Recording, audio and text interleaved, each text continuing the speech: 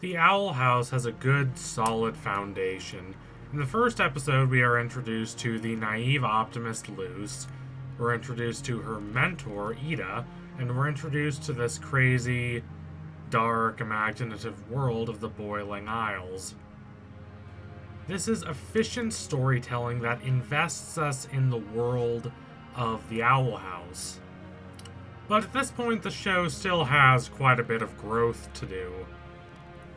A few of the starting episodes are quite uneven in my eyes. Dana Terrace, the show's creator, has said that despite her work on DuckTales and Gravity Falls, she didn't really particularly want to make a kids animated show. She wanted to make a show directed more at an older audience, but the only company that would give her a chance to make a show as a showrunner was Disney. So there's a bit of a clash there, and it shows, at least at the beginning of The Owl House. The world of the show is quite scary, I will admit. It is really imaginatively terrifying, but there's only so scary you can make it. It also does this weird thing that I wasn't completely on board with at first, where it's both an earnest Portal Fantasy series and kind of a send-up of Portal Fantasy series like Harry Potter. Now, does any of this mean the show was bad at its start? No, not necessarily, but it had not yet evolved into the great show it would become. There are important steps the show takes toward greatness as it progresses.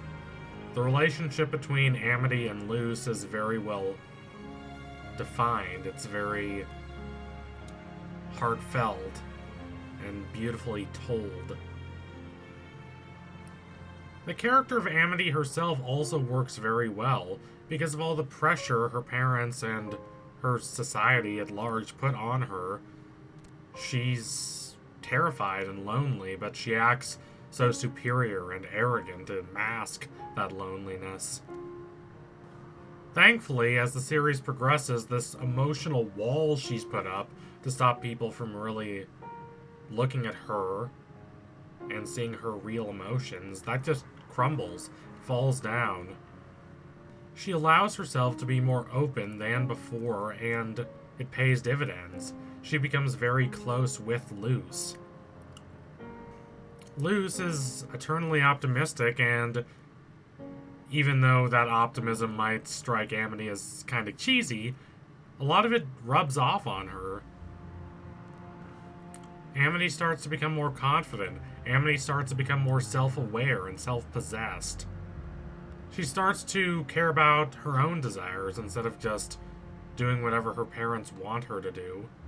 There are quite a few characters like this in Western animation these days. Young female anti-heroes who are more interesting than the heroes themselves because of burdens and expectations and all the people who are depending on them to act a certain way, so they're really nervous and doubtful about acting in any different way. These are characters like Catra from She-Ra and Sasha from Amphibia, and before them, Pacifica Northwest from Gravity Falls, who has been rightly compared to Amity a lot. For the record, I really like all these characters, and Amity stands right beside them. I love how the show interrogates her psychology. Her opening up is not a quick process. It's not like, oh, one day she was closed off from Luce and the next day she decides to be open. It doesn't work like that. It's gradual. And it's not like she's entirely unreasonable to be reluctant to accept Luce. Amity's parents are wealthy and extremely powerful. When they learn about Amity's relationship with Luce, even if they don't quite get that the relationship is romantic on Amity's end, they will be absolutely irate, and they will come down on Amity very hard. Amity will face severe consequences from her parents for disobeying them. That she does so anyway is a testament to the depths of her conviction. It's a testament to how much she really stands for what she believes in. And she also rejects her parents' values. She rejects their valorization of power and material success. Luz is completely the opposite of that, and Amity still really likes her. These are small steps toward greatness, but the show really only became great for me at the end of its first season. This is where we learn the truth about Eda and Lilith and what went on between them. They're sisters, yes, but at first they act like complete opposites. Lilith is mature, Lilith is composed, Lilith follows the orders of those around her. Eda doesn't. She is nothing like Lilith. She's wild and she's spontaneous, and she disobeys authority not just because she believes it's right, though she does, but because she believes it's fun. This is a familiar juxtaposition. You have one sibling who's more wild and the other who's more restrained, but it's not quite the whole story. Despite the vast differences in personality between the sisters, they really cared about each other when they were kids. They really looked out for each other. They were both skilled witches, but Eda was the more talented of the two. They both wanted a position in the Coven of the Emperor, and the Emperor's Coven only had one spot available, so they had to duel each other, each trying to best the other. Knowing that she could not beat Eda in a fair fight, she decided to cheat. She went and cursed Eda, hoping it would give her Lilith the edge. And it did, but at what cost? Lilith initially believed the curse would be temporary, but it wasn't.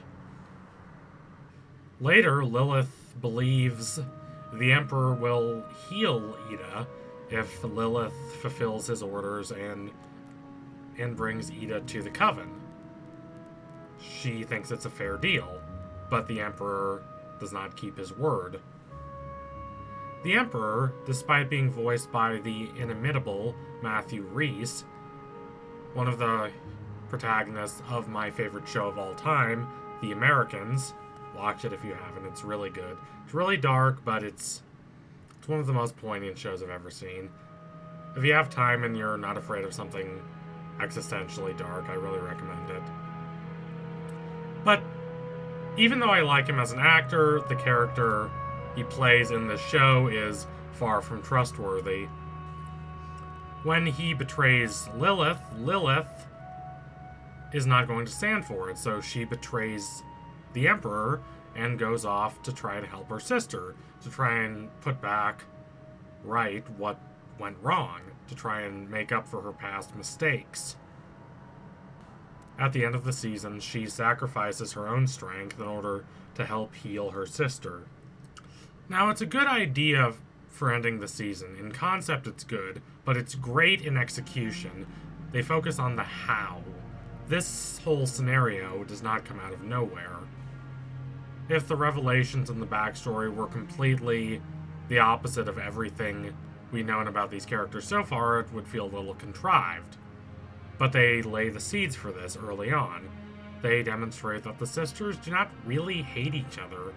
They're antagonistic and they have opposite goals and very opposite personalities. But there's still love and a bit of trust between them. The backstory itself is also very delicately told. You have to be very careful with how you write backstories. If you're not careful, you could wind up boring the audience to death by submerging them in a deluge of utterly unnecessary information. But the revelation of the two sisters' pasts really just worked for me in a way that The Tale of Two Stands, one of my favorite episodes of Gravity Falls, works for me. Is what they do here in the Owl House quite as good as A Tale of Two Stands? I wouldn't quite say so. But both the Owl House and Gravity Falls demonstrate a set of siblings who, despite their vastly different personalities, are close at the beginning of their lives. What ends up driving the siblings apart is a strange mixture of choices and accidents. Think about A Tale of Two Stans for a second. Stanley Pines wants to stop his brother Stanford from going to a fancy technical school on the West Coast. But, and this is the important part, despite that, he is not the one who sabotages Stanford's machine in the science fair. He has every reason to do so, he has the motive, but he doesn't do it. It just happens by accident. Stanford confronts him on this, and Stanley tries to say it was just an accident, which it was, but Stanford doesn't believe him, and you understand why. The difference is the relationship between the brothers remains fraught for the entire rest of Gravity Falls, right up until the end.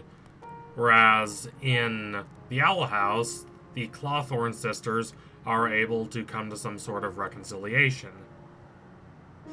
If a number of different things had happened, the relationship would not have become as fraught as it eventually did become. If the spell Lilith cast hadn't been permanent, or if Eda had managed to tell Lilith the truth before Lilith cast the spell, that Eda didn't even really want to be in the Coven, none of this would have happened. They would have stayed close. There's no real bad guy here. I've always been fond of conflicts like this. I call them good versus good. You don't have one big bad villain who's completely in the wrong. Now, this does not mean everyone is in the right, or that everyone made the right choices. But it does mean everyone has good intentions.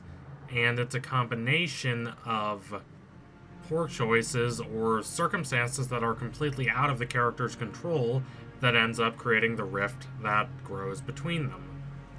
Even Lilith's decision to join the Coven of Emperor Belos was for altruistic reasons.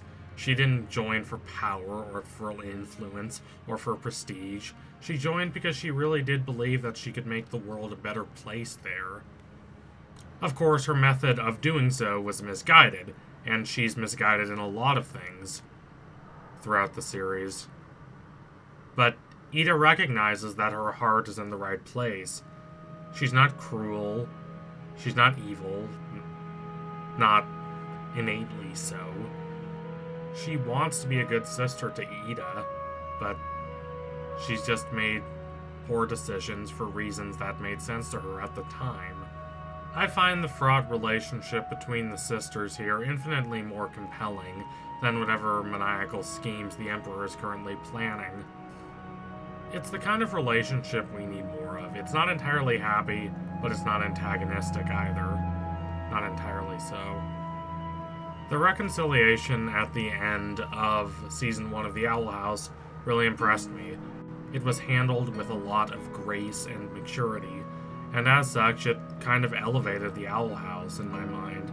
I am more than willing to call it a great show now. So thank you all for watching. If you liked what you saw today, don't forget to like and comment and subscribe. Donate to my Patreon if you can and you want to see more videos like this. Keep watching The Owl House. It's a lovely little gem of a show, and it is only getting better with time. But what do y'all think? Is it great in your eyes? Sound off in the comments. If it's not great, what do you think the show would need to do to become great? Where do you think it should go from here? Please let me know. I'd be really interested to see what y'all think. Anyway, tune in soon for my next analysis. It will be coming soon. Promise you that. Thank y'all again. Adios, comrades.